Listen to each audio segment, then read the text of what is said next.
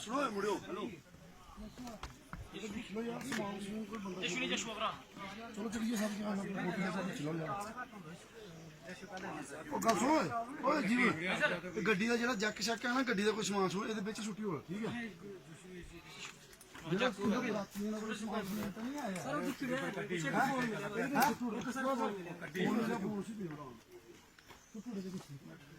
ਬਾਕੀ ਹੁਣ ਮਿਲੇ ਨੇ ਇੱਕ ਦੋ ਜਿਹੜਾ ਕੁਝ ਸਮਾਨ ਦੇ ਉਹ ਦੇਈਦਾ ਬੰਦੇ ਠੀਕ ਹੈ ਸਾਈਡ ਹੋ ਜਾ ਕਹਿੰਦੇ ਨਿਕਲੇ ਜਾਂ ਖਾਲੀ ਬੈਠ ਛੋਟੂ ਪਿਛਾ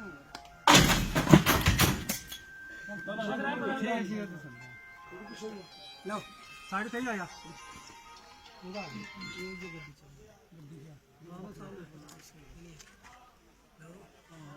ये ना कर